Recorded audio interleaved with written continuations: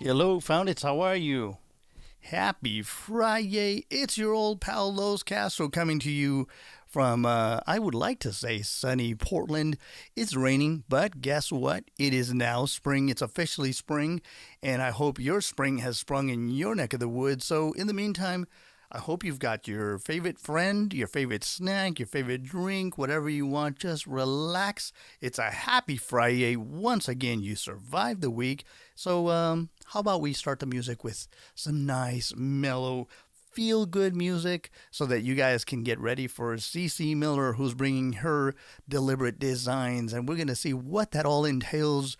Art, literature, music, maybe some poetry. How about that? How about that?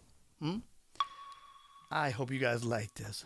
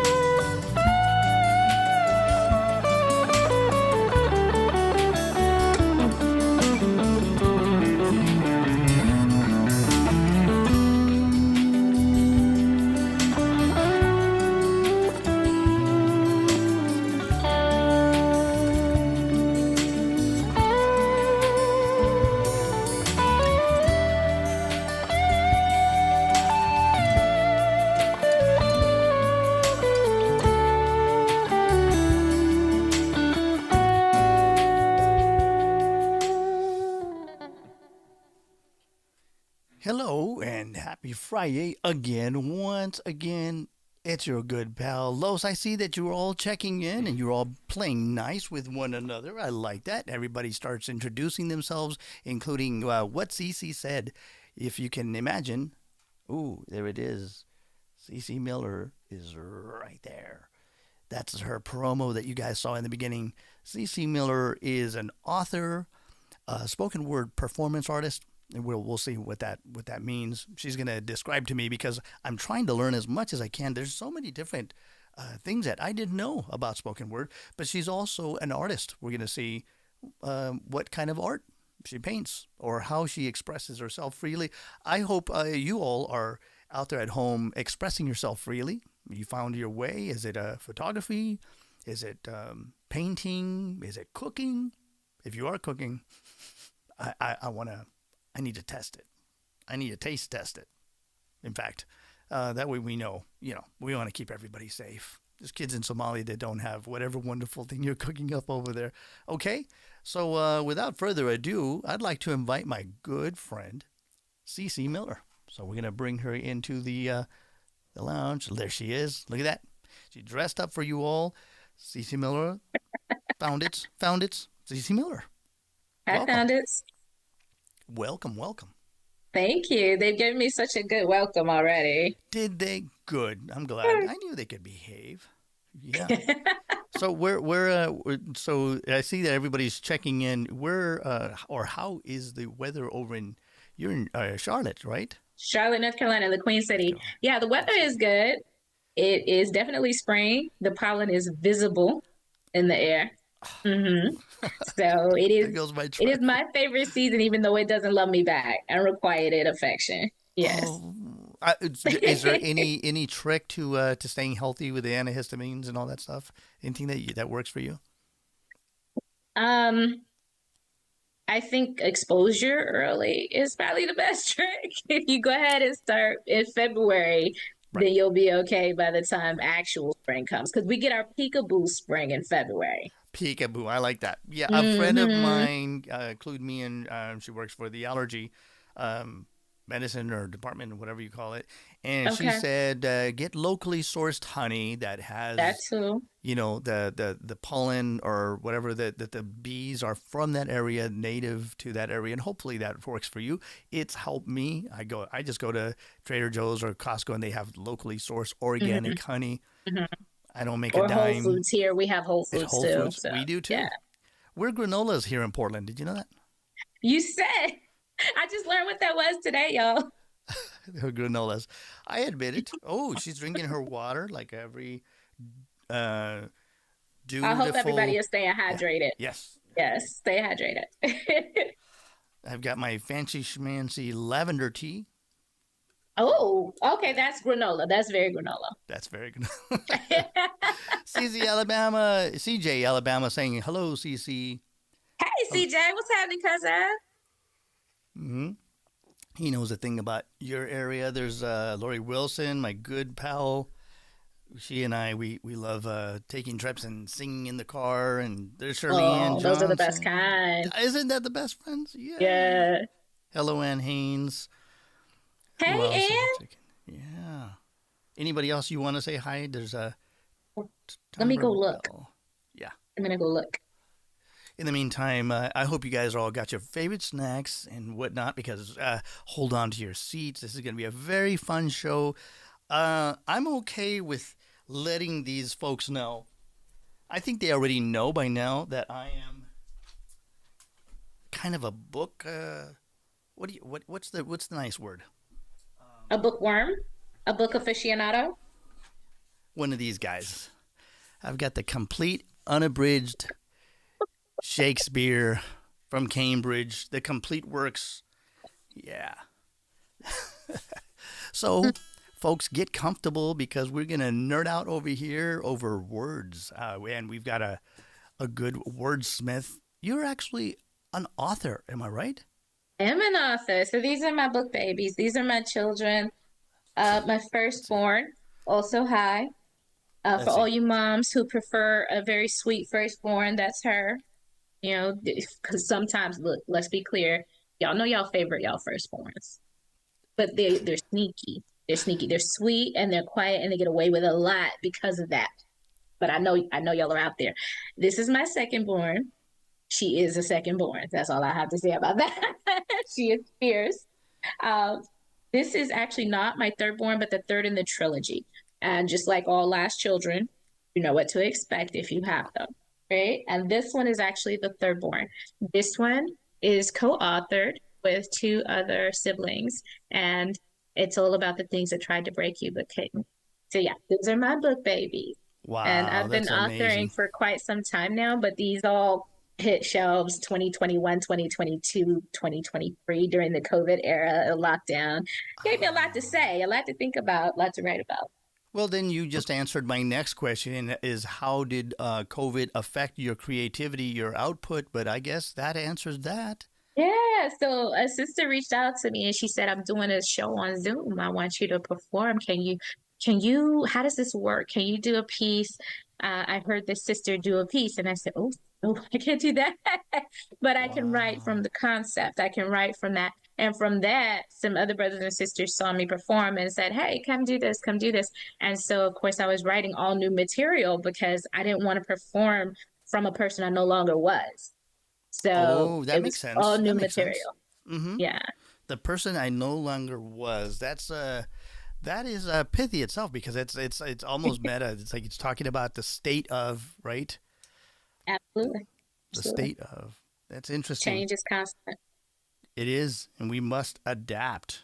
So welcome everybody. I hope you guys made yourselves comfortable. We're going to be exploring a lot of things. We got what do the kids call it now? Unpacking, right?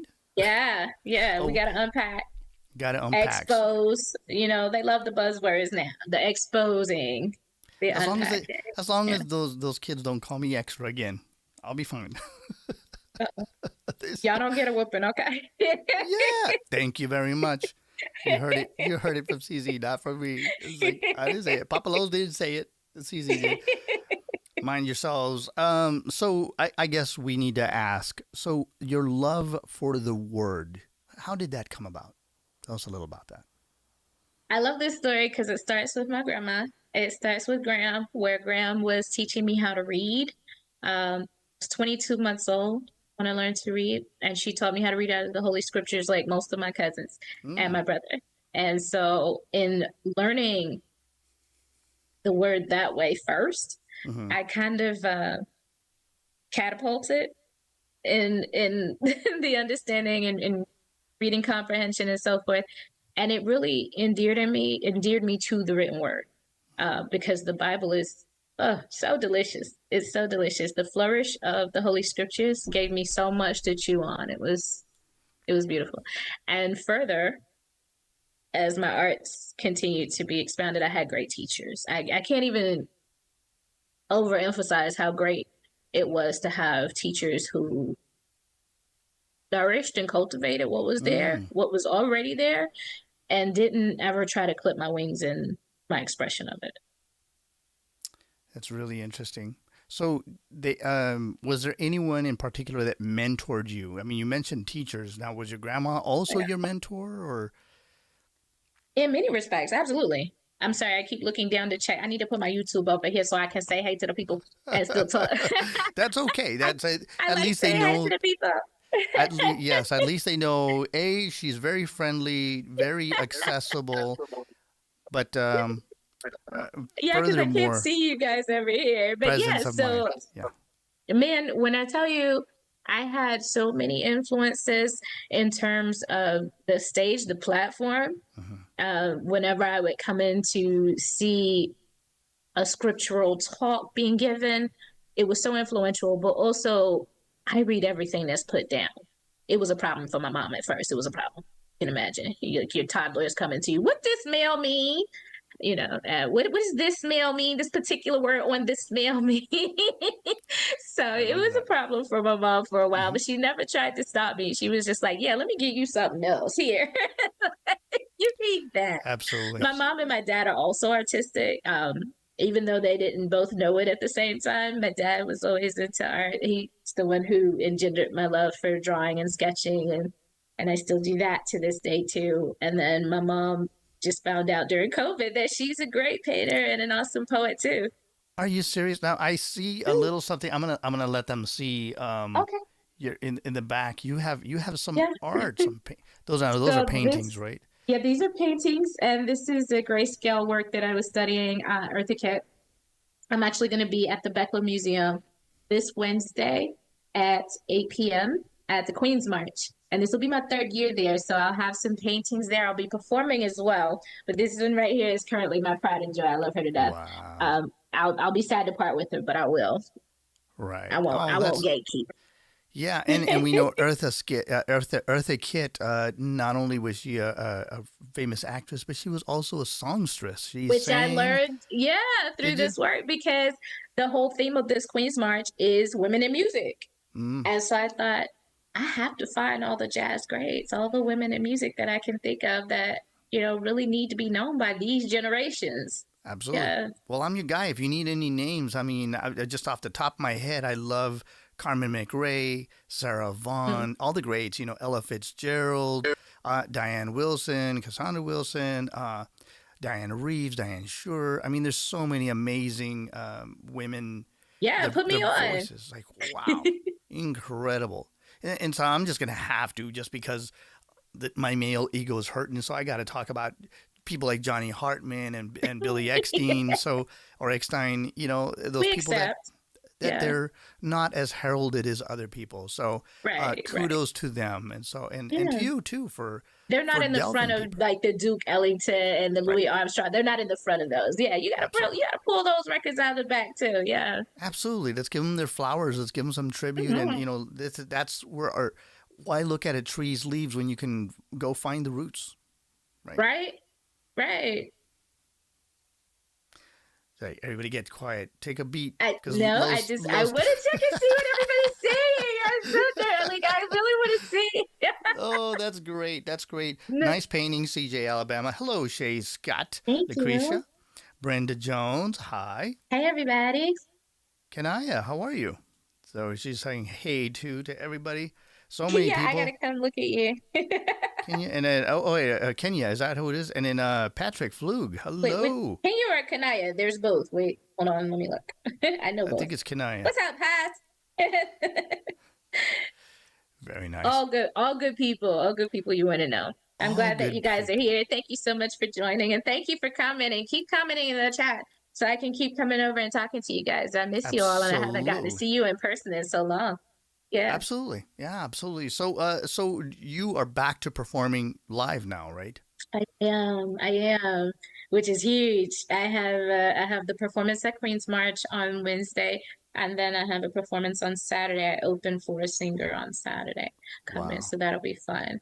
So how does that work? Before the singer, you come out, you perform a spoken word piece, or how does that work? Yeah, I come out and I'll introduce, well, the host will introduce me and then I'll introduce my poem. I tend to like to kind of be a little bit of a sub host. Is that a word? I'm going to give it a word. It's going to be my poetic license to say it's a word. Because Okay. when I introduce a piece, I want Co-host. the introduction of that piece to set a tone. So the host is setting a tone for the evening. I'm setting a tone for my work. Mm, Does that make sense? that makes sense. Yeah. Do you want me to demonstrate? Why not? Let's. In fact, I want to put you front and center so that they get a taste of the real performance. And please describe to us again what is it that you do? You said it's not just spoken word, right? I am a performance poet. And the reason that I Performance say I'm a poet. performance poet is because I don't just recite words. You'll Right. see, you let me know if you understand what I mean when we're done Okay. here. All right. So I don't know if any of you have ever been to your breaking point. Would you put a one in the chat for us? If you have ever been to your breaking point, if you enjoyed it there, say this. If you didn't enjoy it there, put a heart in the chat for me, please. Because this piece is called Breaking Point. Hello, and welcome to your Breaking Point, an exclusive last days property. Here you will find your vestigial last nerve. it may be difficult to identify. So, for your convenience, we've marked it with acute pain. Beneath your triggers, the delta of your paycheck and bills, your employer's cognitive dissonance when it comes to your work life balance, and your body's allergies to aging. There it lies, inflamed to high heaven. To make it easy to find, your family at your breaking point either believe you super or subhuman and persist in testing both theories relentlessly. For a limited time, you qualify for a buy one, get charged 3 upgrade to basic necessities of life. If you act now, we will throw in priceless, luxury, life-saving prescriptions to keep you here at your breaking point for as long as possible. Except, of course, they will be priced exorbitantly. These can be financed at 100% interest on the Kuwaiti dinar, not the US dollar tier. We are an isolated and secluded property here at your breaking point. The love of your life does not even recognize you, if they can even find you. At your breaking point, we value your commitment to improving your quality of life on your own and would never want to impose on your right to fight endlessly for it all alone. Access to our excursions are included free. Guilt trips, tripping off little offenses, sidebarring your self-respect on glorious dunes of self-deprecation are unlimited and on us here at your breaking point. We appreciate our loyal customers who subscribe to an annual membership plan for the low fee of real freedom and a healthy relationship with your children, if have them. Please review testimonies from some of our distinguished, satisfied repeat guests who've come to the nearest breaking point and never wanted to leave. Hear what they have to say about normalizing life in a constant state of survival and alarm so you can know how much baggage you never have to unpack for your stay. We, at your breaking point, appreciate that some of our guests relish adrenaline rushes from procrastination, lack of communication, and other self-centered behaviors, and we supply all the cortisol you need to insulate you physically as you hold on tight to that chaos. Please enjoy a complimentary mini bar of high-calorie, zero nutritional value snacks and beverages as you lounge in our state-of-the-art rooms, boasting views of the state of the world crumbling around you. Don't miss out on any of the following offers from our affiliate sponsors advertised in Matthew 24. The coronavirus family, the great resignation, supply chain shortages, and war. Disclaimer. Your breaking point, regardless of how you intend to stay, cannot be indefinite. We at your breaking point are not responsible for actual acts of God being manifest, and your stay at your breaking point is subject to your subjection to His will for you. Diligent prayer can disrupt your stay here at your breaking point. A thorough but merciful background check, supplemented by forgiveness and dedication to the kingdom and its righteousness, may disqualify you from your services here at must be alive and breathing to qualify. Void if you are actively making it your aim to live quietly and mind your business, and if you are taking in a regular spiritual diet of reverential conversation with God, association with contenders for faith, and persistent spiritual activities alongside a well-balanced diet, doctor's care, and physical activity. Participants must be willing to give up any personal accountability for joy. Thank you, and we look forward to your leave your breaking point. So that's one example of performance poetry. I hope you enjoyed it. Your breaking point is not just a poem, as you can see. It's theatrical, it's dramatic, and it hopefully makes a point that you don't want to stay at your breaking point. Don't get comfortable there. Do everything you can to get away from it. Interesting. Is that a juxtaposition? We got this little irony, a little wow. A little satire. I love a little satire. Yeah. So what do we do? Do we clap? Do we snap? What do we do with this kind of? Well, I'm not a beatnik, but I ain't also particular. So if you want to snap, if you want to clap, if you want to stomp your feet, if you want to throw your hands up, I'm a. Okay. I Well, accept all of the above. all of the above. Welcome for everybody that's coming in. Don't forget all Welcome. of, if Who you did I say liked hi it, to? all her information's right below us in the description. If you feel tipsy, please tip her way. If you want to see more about her, all her information is going to be right here, right below us. And please, if you rock, which I think you do, that's an order. Please rock our way and check out CC Miller.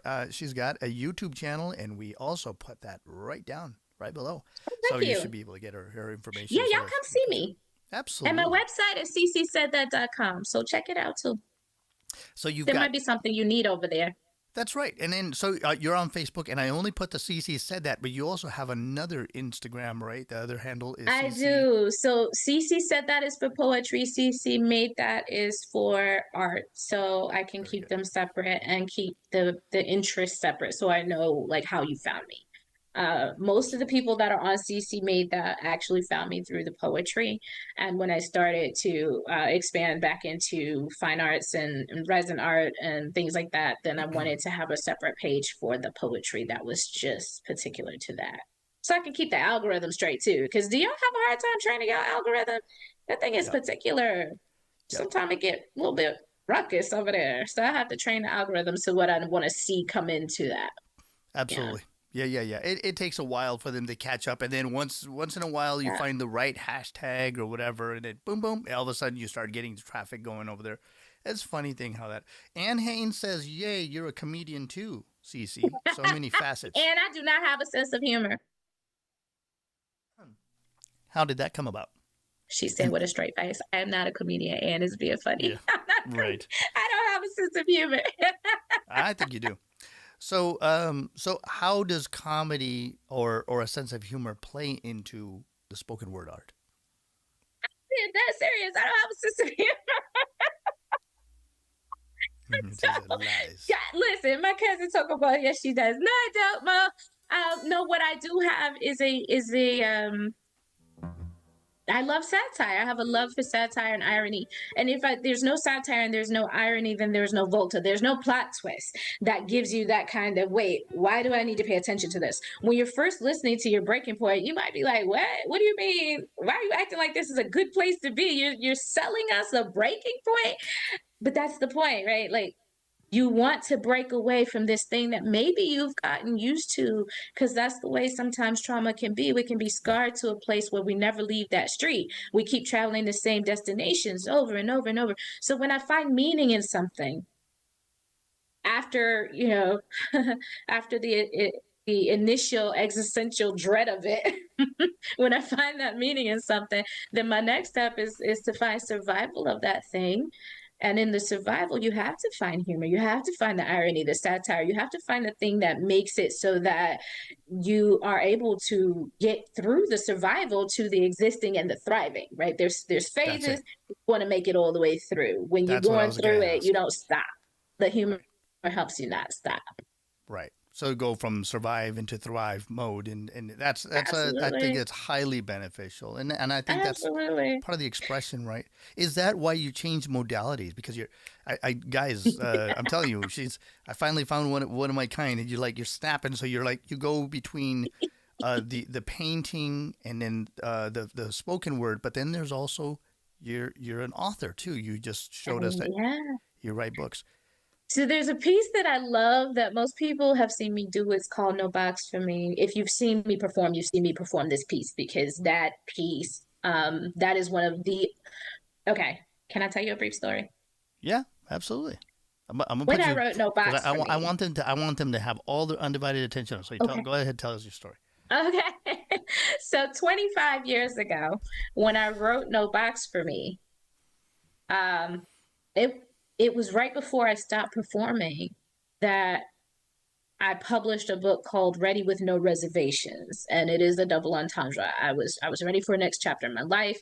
I had no reservations, as in I don't know where I'm going, but also I Right. had no reservations about being ready to get there. No hesitation. And so No Box for Me was a part of that, was supposed to be a part of that publishing. And then I suddenly stopped performing. Something tragic happened to me, and in that I started to I started to go away from poetry for 2 decades until COVID era. And I had forgotten everything I wrote. Before that, everything I wrote, I memorized same day, performed it same night. Wrote it, performed it that Wow, night. same night, huh? Wow, And that's after incredible. that, I couldn't remember anything. After this event happened, I went blackout, could not remember a thing.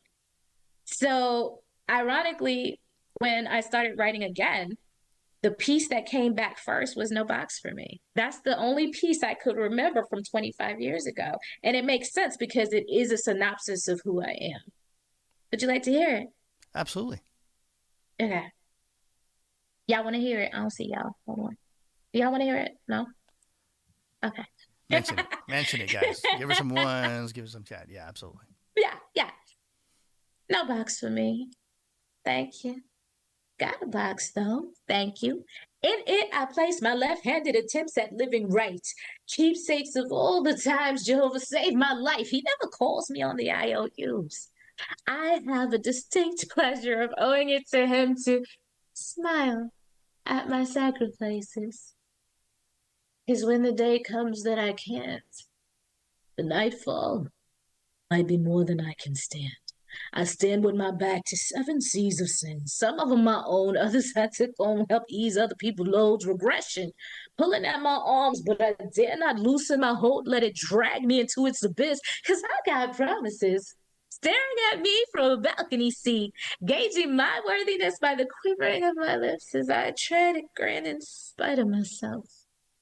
In spite of the pressure from the waves that want more than anything to push me to my knees and overtake me, enslave me to the death grip of my vices, but I've been there before, and back is not a direction I'm willing to face. So I grit my teeth, grin, and bear it, till it seems I'm almost broken. I'm so weak. But broken is just not me. Cause in my box and pocket watch clocks times, his faith in me had me acting all faithfully and broken trinkets. I tinker with and think back to the times that he caught my slack. I pray he never catches me slacking that way again. Cause oh, I know I got a temper. And my imperfection can take over. That's why I got a box though. Thank you. And it's quite enough, thank you, to remind me of the refinements I'm going through. And trying to encapsulate that in 4 walls with a lid is like trying to entomb a once in a lifetime bloom. I can't imagine why anyone would want to do that. And sure, someday I may have things I need to add. You go ahead and look inside. What you won't find in there is me, because Jesus said lamps don't go under baskets. I'm just trying to be obedient, get my shine on. And if you're trying to shine too, then baby, let's go. Because I got dreams to pursue. But no box for me. Thank you. That's interesting. No box. No box. We don't fit in boxes. We're not box shaped. Right. Interesting. But I think sometimes we want to paint ourselves into corners. So it's like, okay, there's a little cacophony of emotions right there. So let's not do that. Let's not form in whatever shape they want us to take, right? That's a really interesting message. That's a profound message. Is that something that, how would I put it, with the young kids today? Is it the emotional content or the logic and the reasoning that they would like to instill in them something? Why not both? I feel like it's definitely, if it's coming one or the other, I'm okay with that. But if I can hit you in the heart and the chest at the same time, that's the aim for me. There's a sign in ASL. If you don't know, I used to be in ASL for 5 years. There's a sign that is this. It is a meditation of the head and the heart. And sorry, you can't see that. I'm doing this. Here, it's a meditation. Okay, let me put you by yourself. That way they can see that. Okay. Okay. Oh, okay. Hi. It's a meditation of the head and the heart. This is that sign. So when you're trying to reach someone, if it hits here only, they never reach here. But this is where we move from. So we want this, right? And so sometimes I'll have a piece that's overwhelmingly intellectual because it was just me being existential. I wake up in the morning with a thing that's just, it won't let go, and I have to write it for me. Right, for sure. Okay. And so for me to put that out doesn't mean you'll necessarily connect to it intellectually, but did you feel it?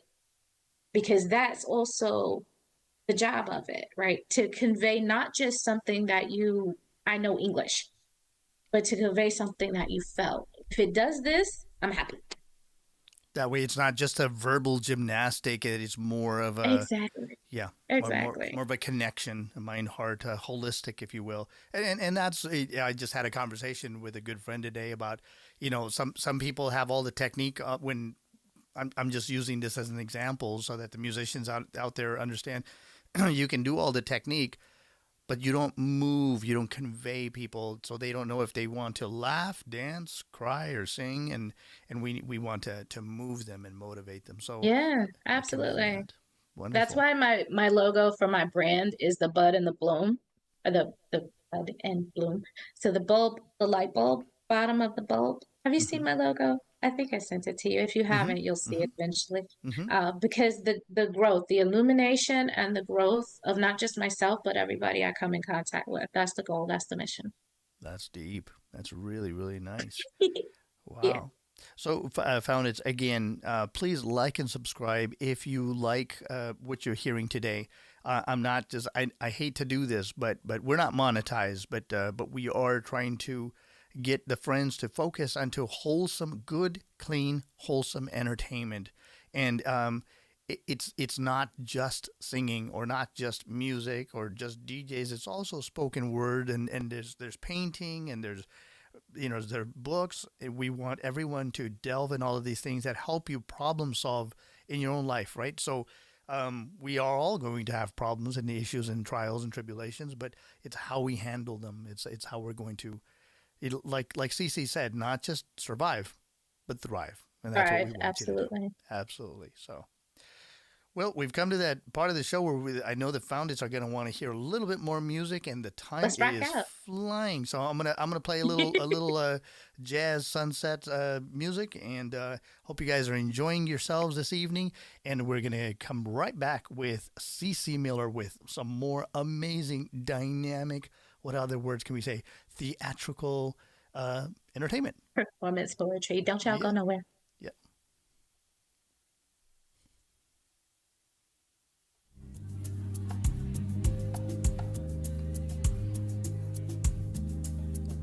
Enjoy the party.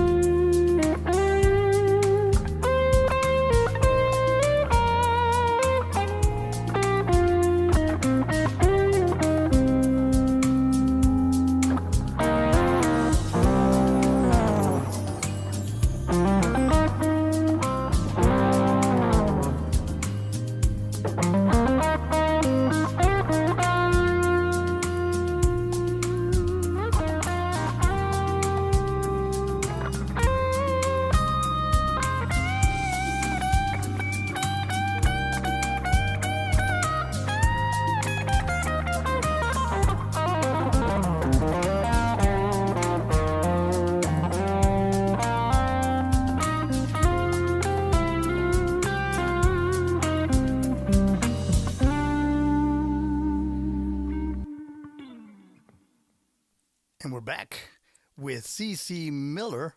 How you guys feeling? Okay for a Friday? You guys made it. What All right, all right. troopers? What troopers? You didn't just survive the week, you guys. Throve? You throve? Oh, No, you I'm just kidding. thrived. You Thrived. thrived. I'm just joking. I'm Look, just joking. poetic license on the go You're go so thriving me far. crazy. You throve. I'm just messing. I mean, I guess if you want to, as long as you copyright it, it's yours. Oh, really? No. It's not part of the lexicon. No. It's like the chicken and the egg. What came first, the lexicon or the vernacular? It is weird that it's not thrive and throve, though. It is weird. Because if you English drive, language, you drove. Right? Yeah. You drive, you drove. Yeah. There's so many of those. I'm all about puns and just making new words and things. Like you see people that are acting disenchanted, or chalant.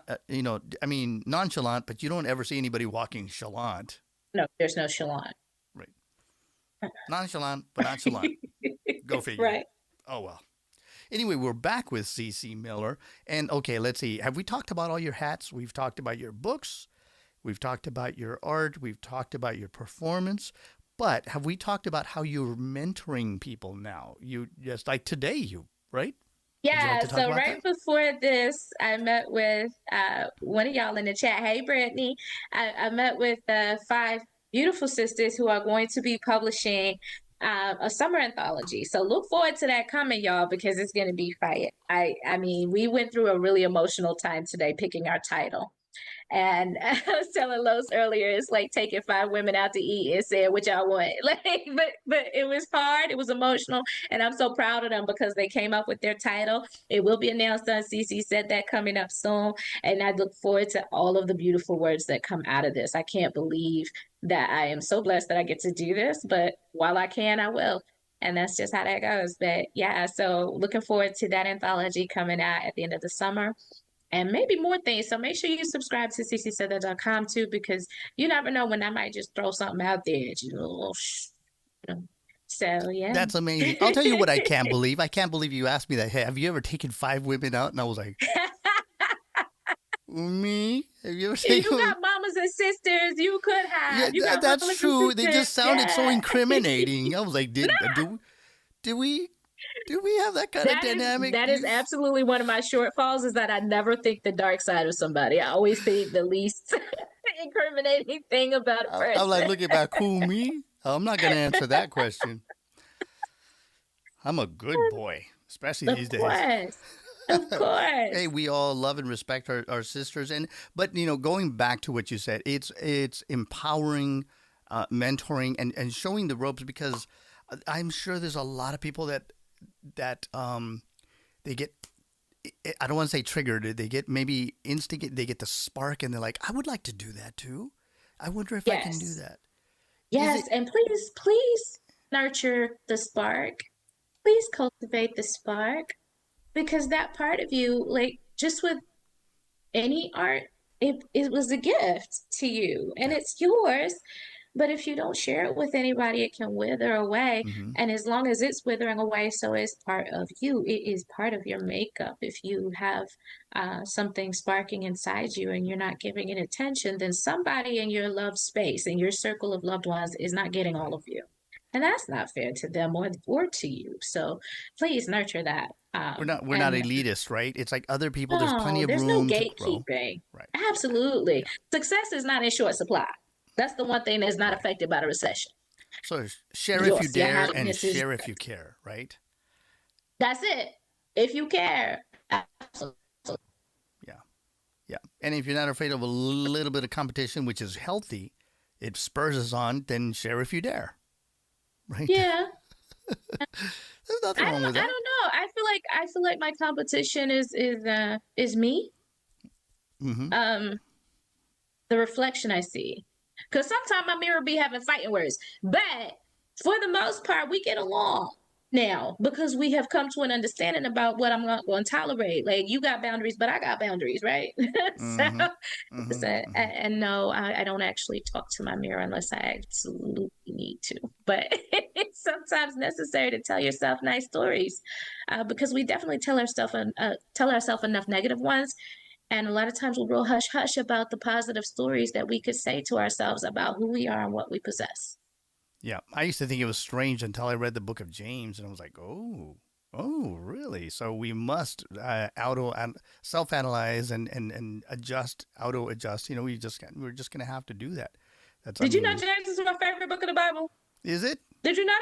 Did I tell you that? I didn't tell you that. No, you didn't tell me that. No, I didn't. But I do see a lot of similarities in the way his illustrations. They're you can tell they're family. Yeah, I'm sorry, you can tell that they're family. That he learned something from his big brother. Yeah, I'm sorry. And he learned something from his own hesitation. He learned definitely from the experience of coming to believe, because everything he writes, you could put comma stupid after it, and it makes sense. Mm-hmm. Absolutely. And from an introspective place, like, I'm not speaking from judgment, I'm speaking from experience. Yeah. So speaking of introspection, do you have another piece that you would like to highlight for the Founders, and something that speaks to what we're talking about right now? I mean, I do, and the piece is the piece is about expression of things that need to be said, across generations, but also to yourself. So yeah, introspective too. The piece was written, goodness, has it been 2 years? 2 years ago. And it's called Mute. Mute. We mourn the emotions buried en masse beneath mute tongues.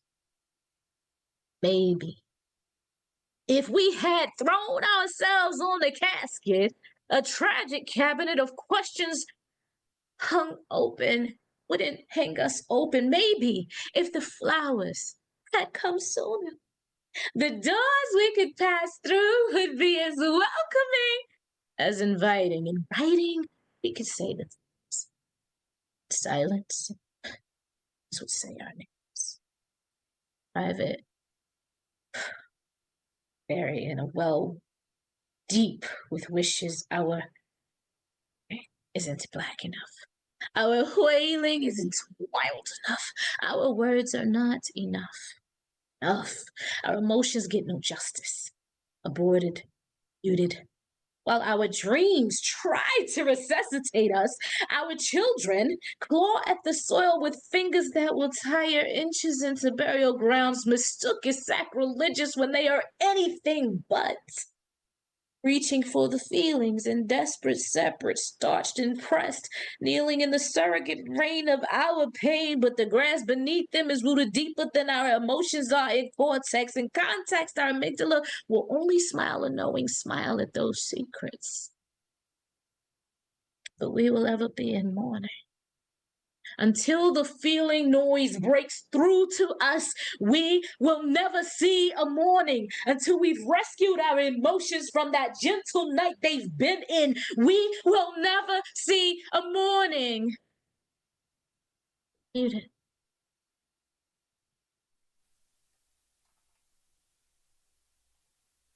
Okay.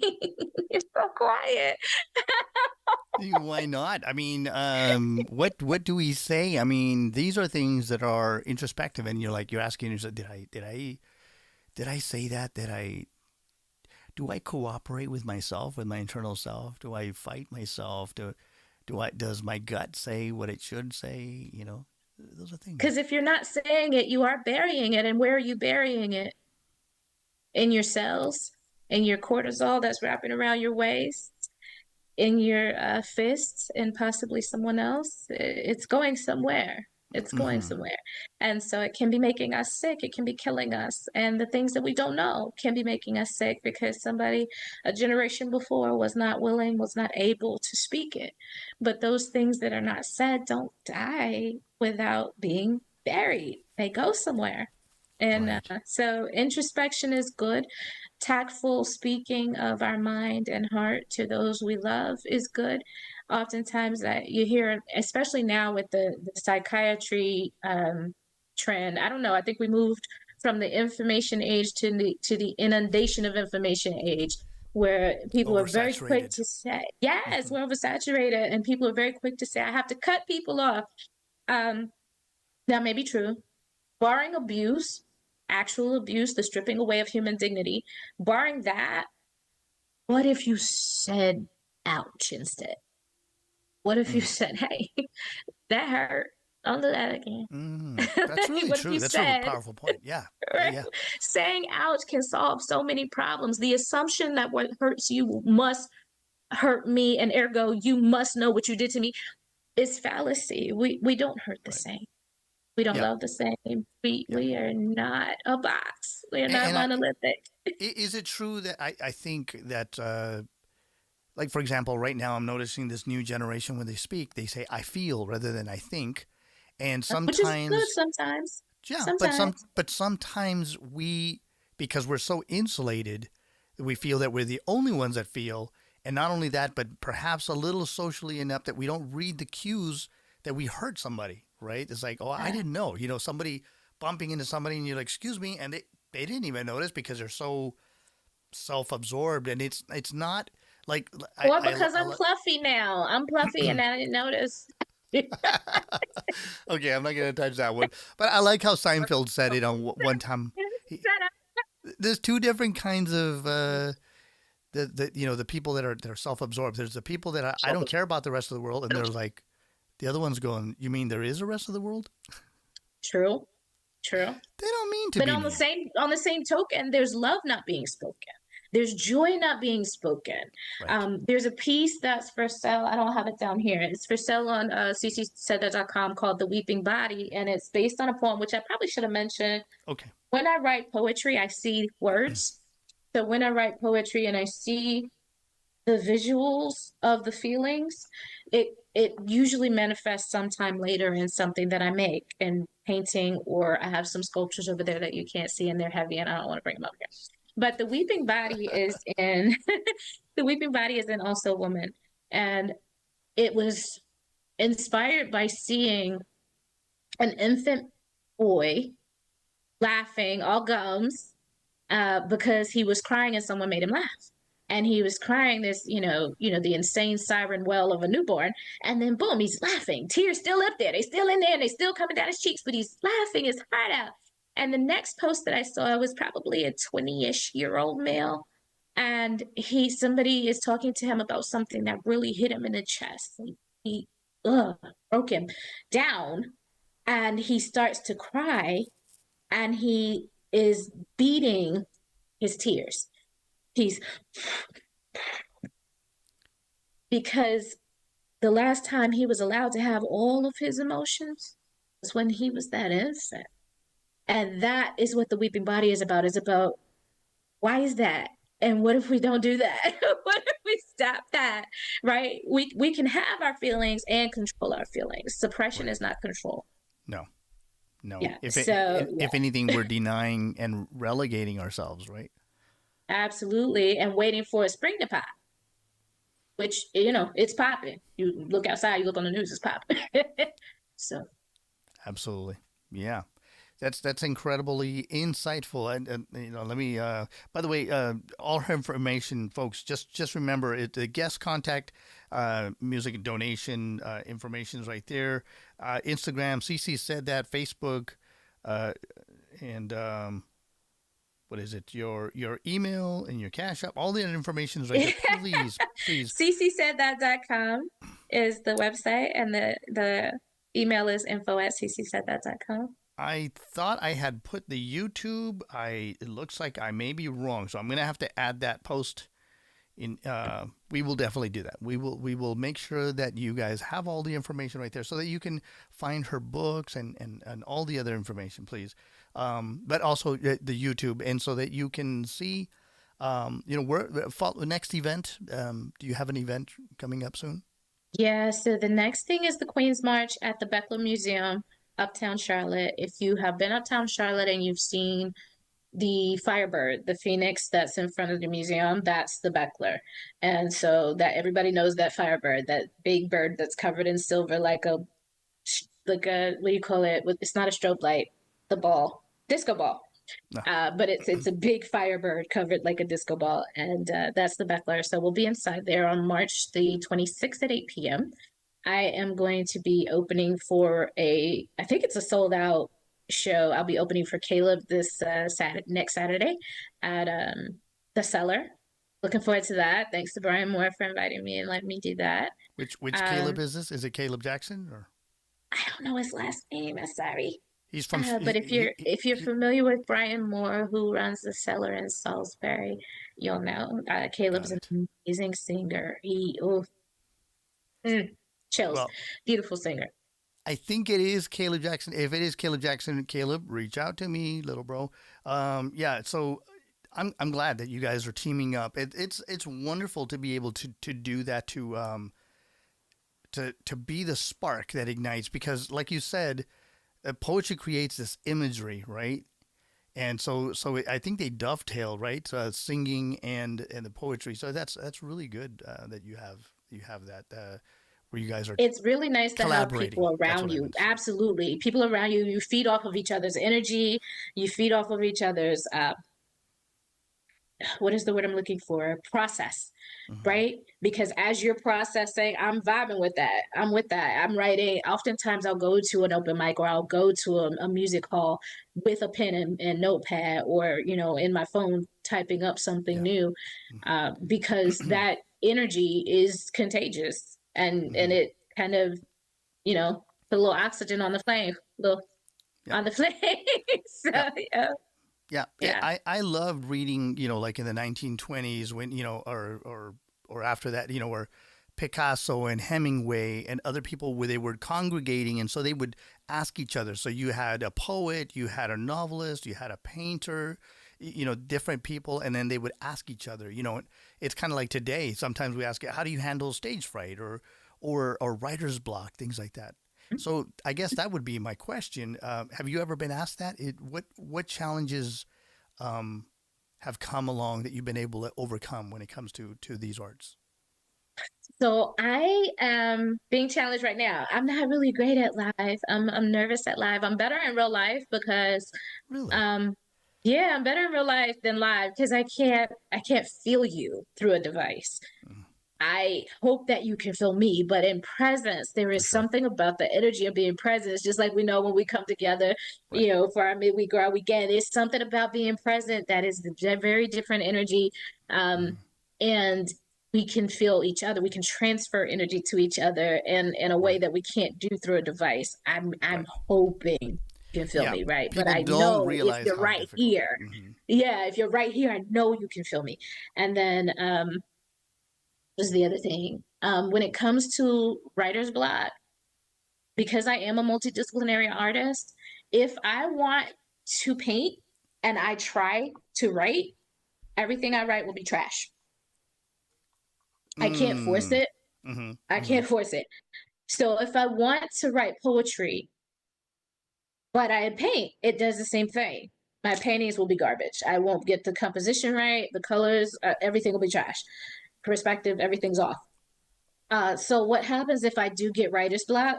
If I want to write poetry, I read prose. If I want to paint something beautiful, I'll read poetry, but I won't write it. I'll read it. I'll consume what I want to output. But if I try to force the output without consumption, no. Right. No. That's really interesting. I had read that Isaac Asimov, he couldn't he was constantly writing, but he couldn't, if he was working nonfiction, he couldn't do it because then the storylines, the plots would get convoluted, and so he could only write about himself or biographically and have 2-3 works in order, because he wasn't writing chronologically necessarily, but at the same time.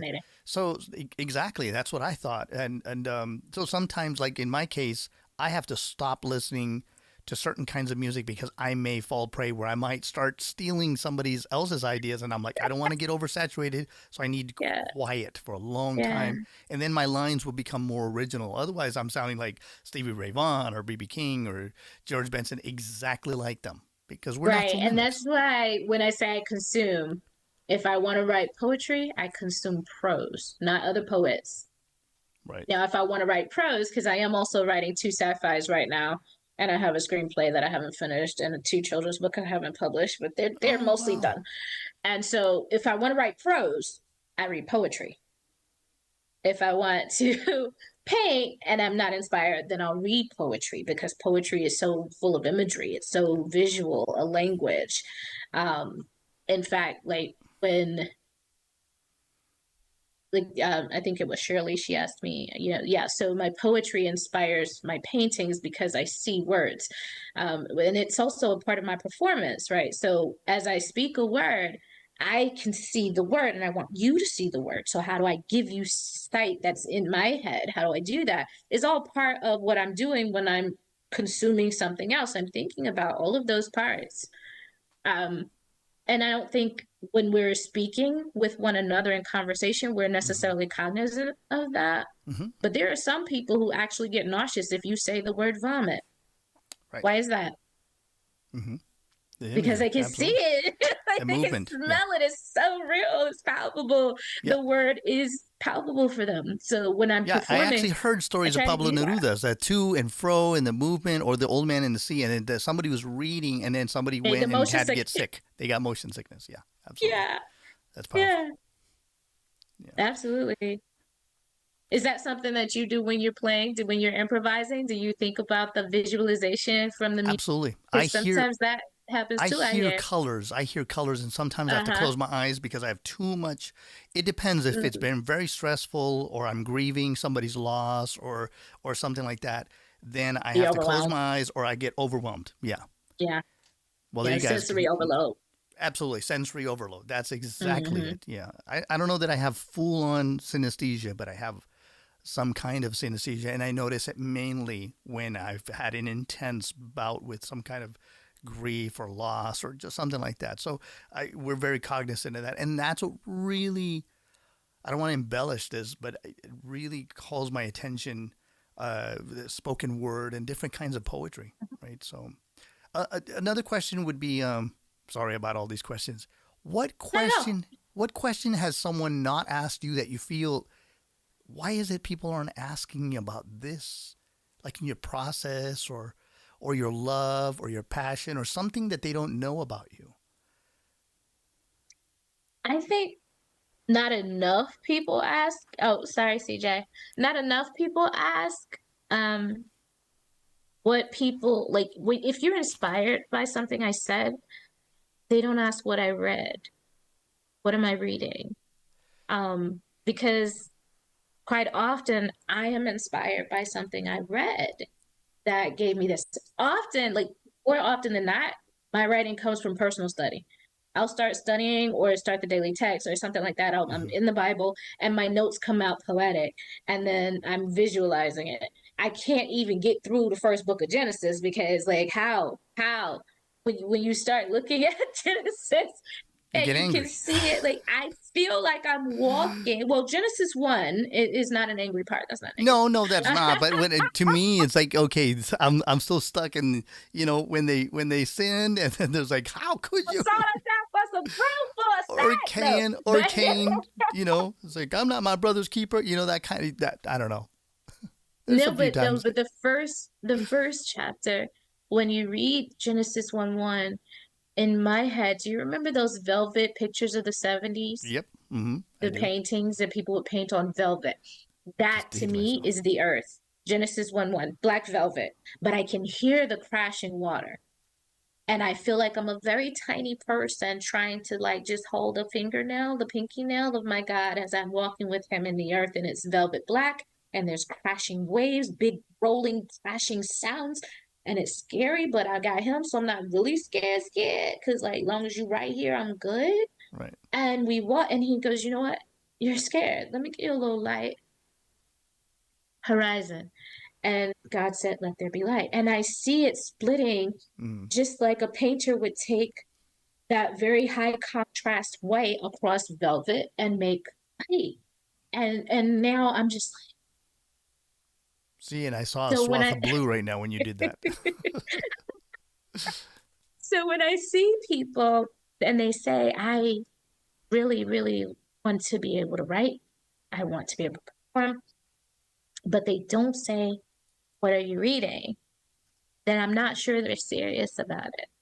I think they mean they would like to one day, but to be To be a good writer, you have to be a good reader. To be a good painter, you have to be a good observer of the natural world and other good writing, other good paintings. So I think that's the one I would love more people to engage and indulge in, is the reading, especially with literacy being where it is now. Absolutely.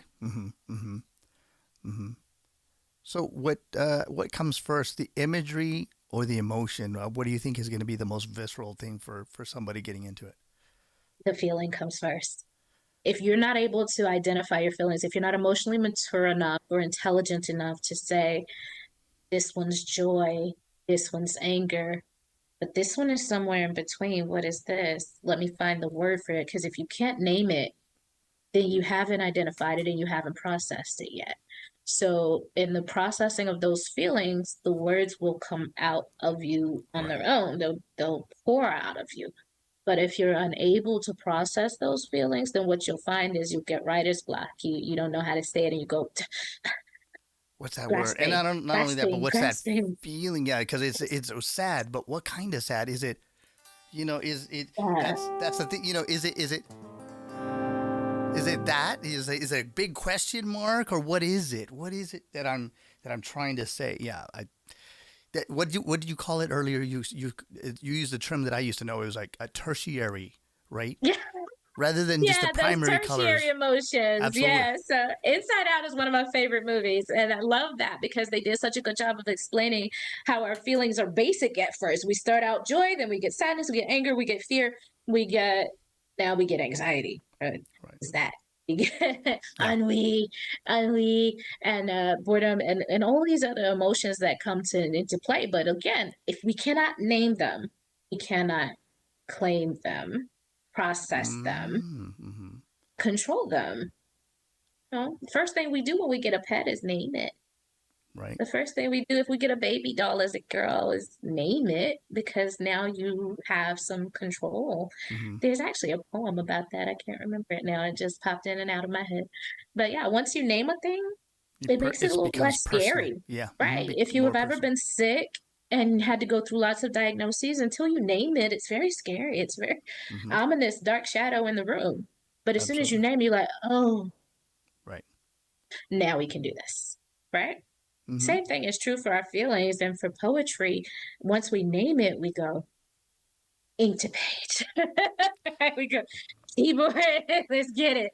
And that's when the pouring out happens. Right. And if it doesn't start that way, some people are really good technical writers, right? They know the methodology, they can put writing down, they can rhyme, they can rhythm, they can do things, right?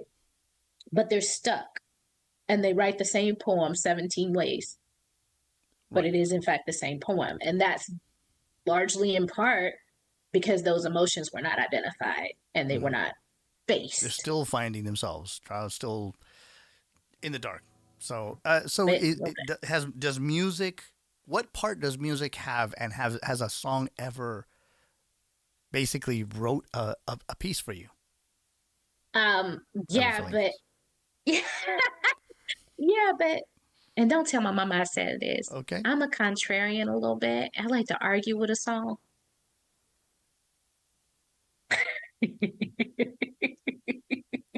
So you go the other way? You go the other way. He said this, so I say that. Right. Because I was listening, because all early 90s R&B is all codependency.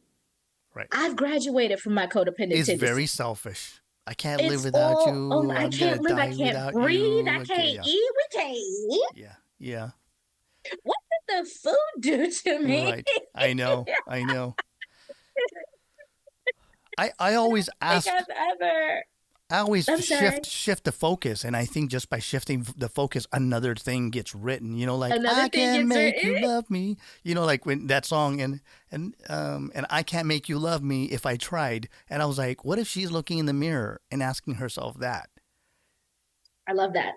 Right, that changes the focus. I love that. Its perspective. Right. Yes. I don't know how many of y'all in the audience have ever done this before, but I know I've been seeing lately on YouTube, a lot of the YouTube influencers have been doing just that. They'll turn a song on its head, like, hold on, why we crashing out about it? Right. And I did write a poem. I write poems in the car all the time that never make it to the page because I'm in the car. As soon as I get out of the car, it's do the things, right? It's back to life. So from time to time, I'll do a voice note or somehow try to capture the gist of it and keep repeating it to myself till I get in the house and can write it down. But I've lost a lot of poems that way, being in the car, like, wait, but what? Some of them, especially the really stringent begging ones, I don't think I've ever asked the person not to leave. If you've decided to leave, what are we talking about? I don't understand. And so I wrote an entire piece about how I can't relate to that song. Right. If you're going to leave, do it quickly and quietly. Well, we got to talk about it. And there's a piece that I wrote. I don't really have a singing voice, so I hope you'll forgive me. But this is the other thing that music will make me do. It won't be necessarily the song, but the feeling of the music. Absolutely. Yeah. Are you an Al Green fan? Absolutely. Absolutely. So I'm listening to this song. Sorry. I'm like, what kind of question is that? Come on now. You're talking Lowe's Castro. Of course I would know. Yeah. So I was listening to... I got my feelings hurt. I'm sorry. It's okay. How can you mend a broken heart? How can you stop the rain? When they broke the heart of God. In the long dash of broken verse, a pause. It ain't break like ours. In splinters and shards and dust that travels the slightest gust, irretrievable, irreparable, the irregular edges leaking love and resentful drizzles of sap, hardening to crystal. Nah, when they broke God's heart, the sun ain't stopped doing its job. The waters fell from the heavens obediently when called for. The gates of oceans, seas operated in normalcy, and even though each tomorrow suffer greater loss than its yesterdays, you look down around the ground so carefully curated, cradled, and how can you mend this broken thing? Clay, he made to breathe. Love for him chose to hold that breath in an attempt at suicidal snatching of sovereignty, the pain of every nerve ending. He made a choice to love us harder. Hard like nails piercing bone and bark, hard like spit and thorns, hard like, Father, why have you forsaken? Hard like tearing tendons, tearing blood, tearing blood blending. Men don't know the resilience of God's arms. How he can bend broken heart. Women don't know the distance of God's arms. How he can mend the broken heart. How he can mend the broken human. And command the sun and rain a fractured mind or brain. The world don't stop going round under the weight of what has been returned to its bowels. The moon, witnessing the how long and the how soon. And every monsoon ends with a promise and a purpose that will put faith down in history and tell the story of how they broke the heart. So the music doesn't always give me the words, but that... Right. Yeah, it definitely gave you more than just a kernel. Yeah. It's such a thoughtful melody. You can just put something in your spirit, put something in your soul, like, oh, ow. Yeah, I was hearing blues. Yeah, and your cadence and, you know. Yeah. Wow. Al didn't have to do us like that, but he did, and we're thankful. Yeah. And I was just wondering, what should I play next? And I'm like, I should play a slow blues. Like a slow minor blues. I should do. You should. All right. Let's see. Let's see what comes out. I'm a go a minor blues. Okay, here we go. Let's see.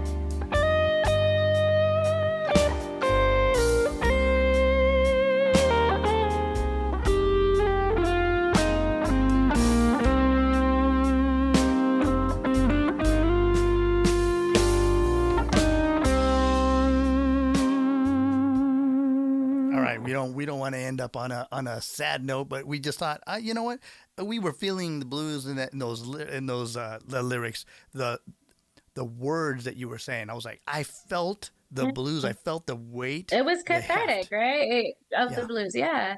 And honestly, like, so I don't know if you remember, it was quite a few years ago.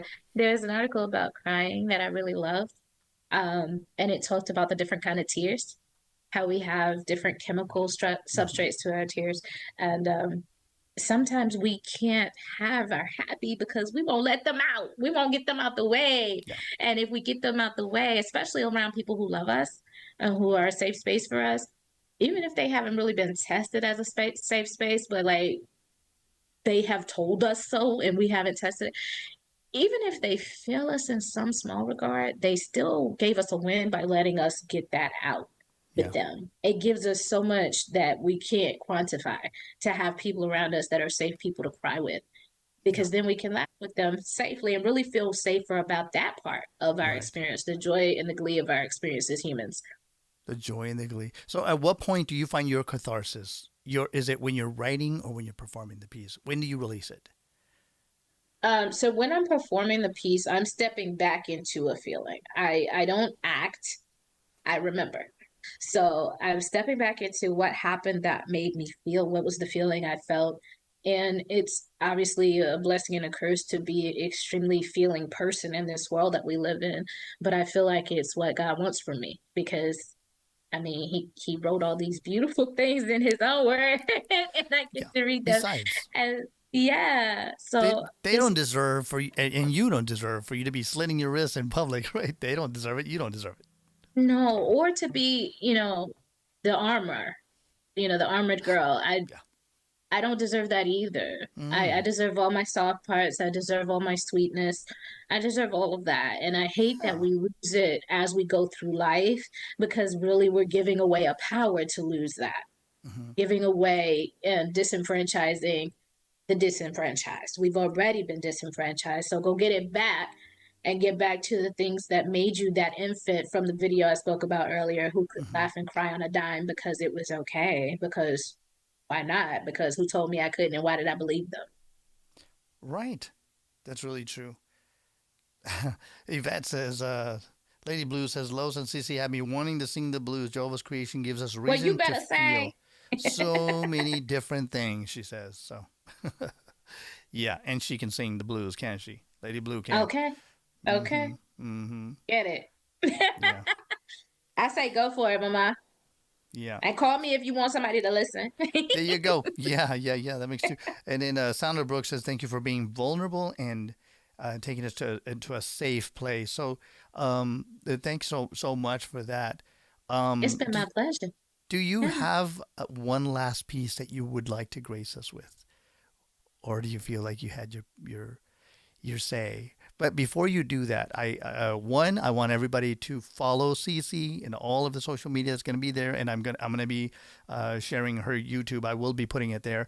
And then the other thing is, do you have any words, final words that you would like to convey to up and coming poets, or to anybody in particular? So, what it means to be a poet is that you write poetry.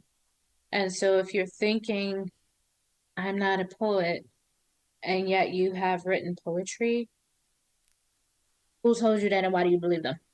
Um, that question has been a guiding force for me as an artist, because the imposter syndrome around creatives is real. You think, if I'm not making Mm-hmm. this dollar amount, if I'm not drawing this crowd, if I'm not getting this many followers, if this type of caliber status person isn't seeing me, then I must not be an artist. And yet Right. your creativity, excuse me, your creativity is bringing someone a feeling. And that's what it means to be an artist. Yeah. You convey a feeling to someone else. You put your feelings in someone else where they didn't know. And quite often, as a writer, what you're doing is giving them a mirror. You're giving them your mirror and asking them to see themselves in it. And if that happens, you're a writer. You're a writer. Go ahead Yeah. and do your thing and stop letting yourself tell yourself negative stories about who you are. That's my advice. Thank you so much for sharing that. You're welcome. There's a happy poem I want to do. I'm trying to find it. Yep, here we go. It's in this baby, the firstborn. Of course, it's in the firstborn. And it's called Glee. By the way, I'm a firstborn, so thank you for saying that about that. Your favorite child, aren't you? No. I'm starting a union for secondborns if anybody's interested. Okay. Secondborns and middle children. I'm starting a union. My name is Minute and I ain't in it, so I'm gonna step back and let them let them hear CC Miller on the Lounge of Sound. I keep setting you up. So this piece is called Glee. Maybe delight is not how you would describe the condition of your heart this very minute. Maybe it's too heavy for delight, and the light might actually be overwhelmingly bright to you. I get it. I do. Maybe tears would be a welcome, or angry silence or shouting at the ones you love might be an improvement on the internal dialogue. I understand that too. Maybe you're compensating with shopping sprees, binge drinking, or eating. Totally relatable. When you're ready, I pray it's soon. Please indulge in a different decadence that I 10 out of 10 recommends. Giggles. Glee. Put everything down to look for it. Happiness in the tiniest things. You deserve that. Every day. Whatever else is happening, in case in your moment of darkness, you're feeling fresh out of gleeful options, you're welcome to choose from my gently used basket. 'Cause just like you, I need them too. As the tears you long for stall, suppressed by the same stubbornness, feeling the indignation dividing your nation before the crash of that credit card bill hits you. When you wake from the coma you aimed for with drink and food, take it from me. Reach in the basket and get you a little glee. You can close your eyes and pull if your manic depression is whimsical. If it's a really royally out-of-pocket day, go ahead, grab 2 whole fistfuls. If compulsive anxiety drives particulars for you when the first one you grab don't do it for you, go ahead and grab again until you find one that do. I've got biblical verses of blessings and curses bookmarked that remind me who our Father is. I've got stories and poems of my own condemning or co-victorious moments that maybe you can relate to. And right on top, very near the surface, you'll find some of the best friends Jehovah could have picked for you. Down in the basket beneath the things I use most often are these: precious and priceless, free, no-calorie things. The pride of purpose and prophecy being fulfilled in you, persevering through problems like you do. The spent hearts of beats of people you haven't met who time-share your burdens with you. Little further down, their dog-eared prayers, not duplicated but replicated, formulated to the words you couldn't say for yourself, quilted by Holy Spirit and delivered to God Himself. The outstretched palm of a newborn, a child's smile with missing teeth, the sweetness of a peach, the bachata of treetops in a breeze, kittens purring in deep sleep, wildflowers, that tiny little muscle left of your lip that betrays a thoughtful intent, delicate, beautiful, purposeful things that die, but not before blooming, to call our attention to them. Echoing laughter and arms full to the brim, all in the basket for when the light gets dim. There'll be plenty left over for when I need it for me. So go ahead, reach in and get you just a little glee. Here.